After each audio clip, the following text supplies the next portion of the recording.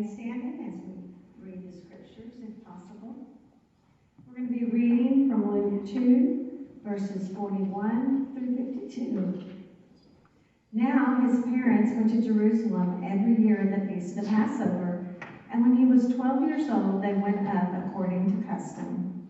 And when the feast was ended, as they were returning, the boy Jesus stayed behind in Jerusalem.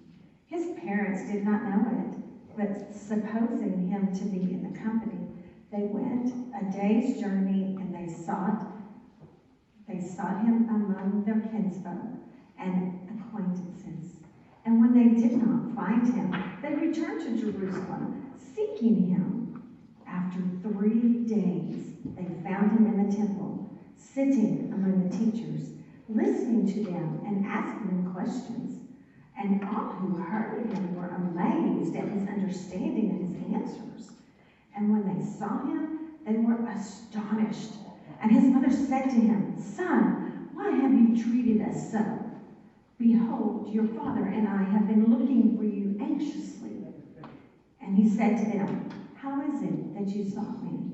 Did you not know that I must be in my father's house?" And they did not understand the saying which he spoke to them. And he went down with them and came to Nazareth, and was obedient to them, and his mother kept all these things in her heart. And Jesus increased in wisdom and in stature, and in favor with God and man. This is the word of God for the people of God. Thanks be to God. You may be seated. Well, we are in a new year and have the opportunity to do a new sermon series as we begin this new year. And it is a sermon series based around one of my favorite topics, food. I was talking with my wife last year, and I said, well, I'm going to do a sermon series, and it's going to be on the membership vows that we make when we join the Methodist Church. And I said, but I need something that is relatable. And she said, how about food? You like food? So I said, that sounds like a wonderful idea. So you can blame her, or you can credit her for that. We'll see when we're done. But it really got me thinking, and there is a lot of time, of course, and we want to talk this Sunday about one of our membership vows, the first of 5 that I want to talk about, and that is presence, the vow of presence, because I think that anchors everything. We'll get into the others coming up. We're just going to focus on that. And first, coffee. First, talk about coffee. Amen? Wait, can I get another amen? Yeah. Another cup. But first, coffee. I don't know if you've noticed, if you have seen, but it's all over shirts now, and it's all over the internet, and lots of places now, the meme that says, the first coffee. It's just everywhere, because it's nothing new that people are waking up to having coffee, but more and more people are okay with that, I guess, talking about it. But coffee is not a new creation, of course. Coffee is something that has been around for quite a while. The fruit, the bean, as it were, comes from a plant originally that originates in Yemen, we believe. They're right there in that Saudi Arabian peninsula, right there around the corner of Africa. And from there it spread. It's spread now to over 70 countries in the world that grow coffee. You have to be in the right climate zone, you have to be in the right temperate zone. You can't be up in Alaska and grow coffee, but we have coffee in Hawaii in the United States, at least in terms of the climate condition. The most prevalent is down there in Central and South America. Brazil is the nation that grows the most coffee, more coffee than anywhere else in the world.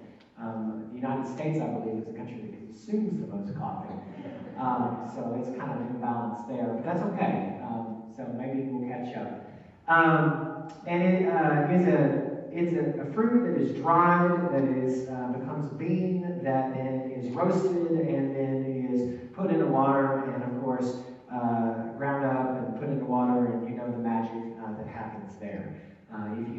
a coffee pot in the last, 50, 60 years. I was talking to my grandfather, who is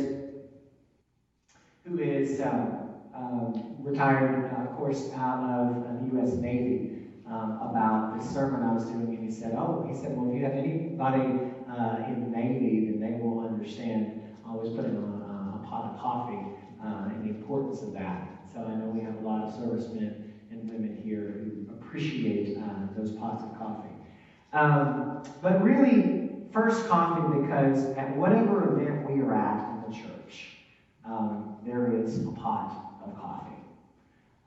If there is anything that goes on for any length of time, we have coffee. We certainly have it at our potlucks, but we have it at a number of our meetings and Sunday school in the morning. We've got it ready. Free advertisement for the coffee in the kitchen there.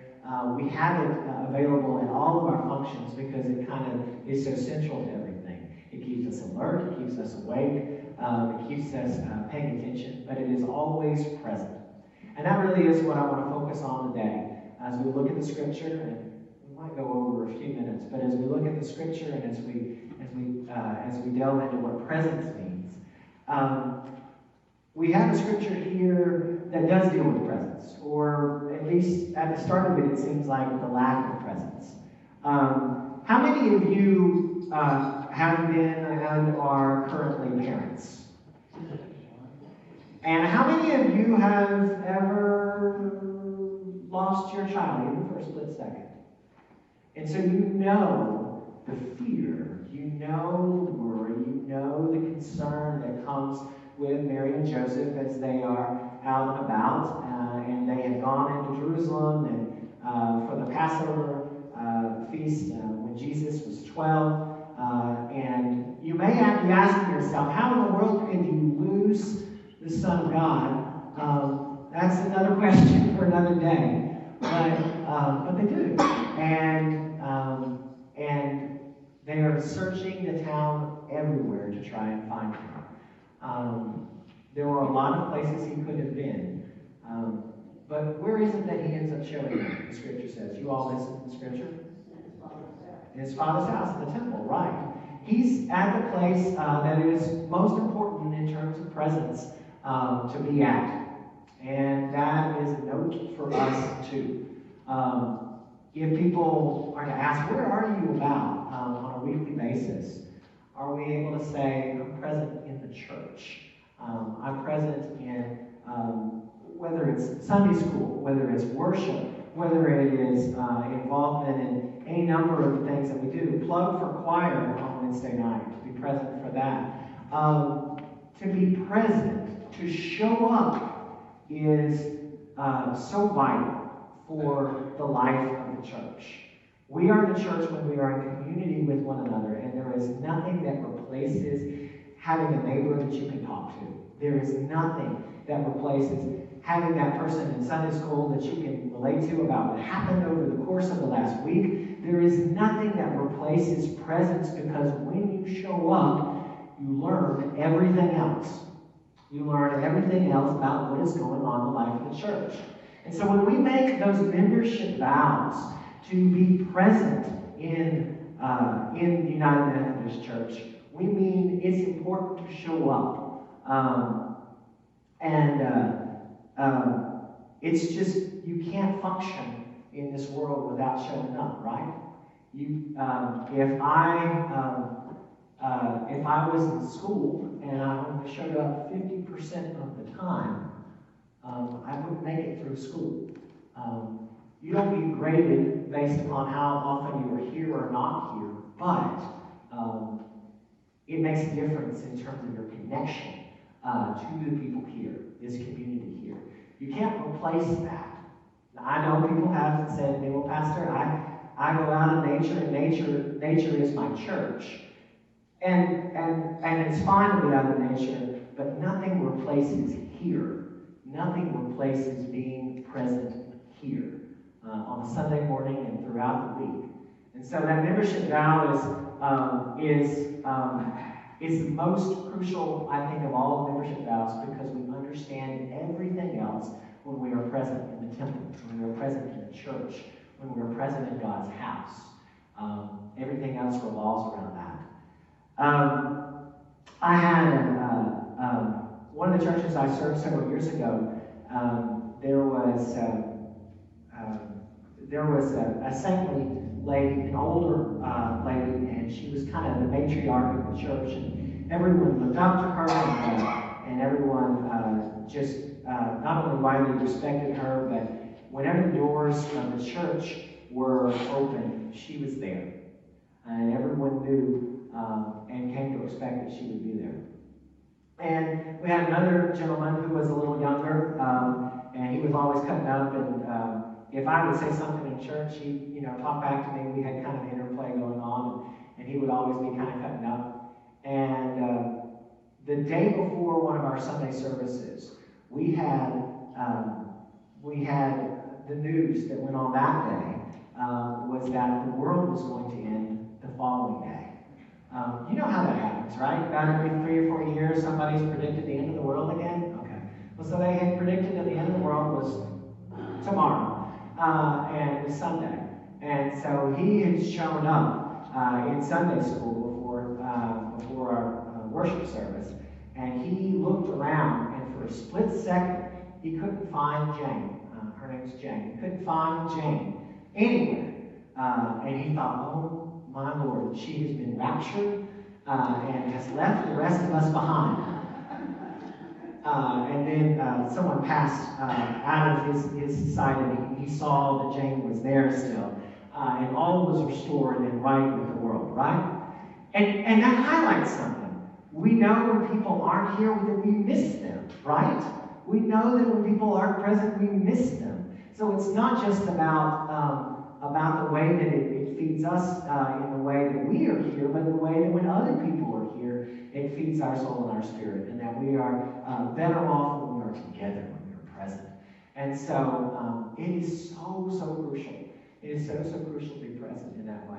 But it's also crucial to be present in one other way, and I want to harp on this, or not harp on it, but talk about it. To be present when we're present. You know what I mean by that? I'm not going to harp on technology because it's not all about technology, but a lot of times I'm guilty of this. I sit down at the kitchen table, dining room table at home, and I pull out my phone, right? And I look at my phone, and I think that I'm doing a very good job of multitasking. Truth is, you can't multitask, no matter what you have heard. The scientific studies prove you cannot multitask, but we kind of think that we can. And so we're thinking, well, it's important to stay connected, and it is important to stay digitally connected, among other things. But when we pull out our phones, and we're not present with people in and around our own table, it is so easy to let distraction become the main thing. And the main thing is that conversation, face to face. The main thing is that conversation that we have, we can look each other in the eye, and we can have a dialogue. We live in a world that is increasingly fractured, that is increasingly polarized, and part of that is because we don't know how to talk to each other anymore. We're not present when we're present. And if there's anything that we as a church can provide, it is a state of presence, because we know what it means to show up and to be present in people's lives. Jesus knew what it meant to show up and to be present there at the temple. And he knew what it meant to show up and to be present whenever people were in need of a miracle, whenever people were in need of a healing, whenever people were in need of teaching. And I'm not saying it's not exhausting work. It is exhausting work. But it is some of the most important work that we can do. Simply sitting and being present with those whom we love, and with the stranger, and with the orphan, and with the widow too. When we are present, when we show up, God is there with us. God is indeed waiting on us. You know, it's not that we invite God into this space on Sunday morning. That's kind of the reverse of what is happening. God is already here, and God is waiting on us. God is present here already and waiting on us to come in these doors. And so if God is present, and if God is waiting for us, then it is incumbent upon us to be present here too. So I just challenge you as you think about membership vows, as you drink that next cup of coffee, as you remember that it is omnipresent and everywhere, that we are called to that same gift of presence that we have. That is so vital, it is so important, and it's a part of who we are as Methodists and part of our identity as we move forward in the life of the church. We lift all these things to you in the name of the Father, and of the Son, and of the Holy Spirit.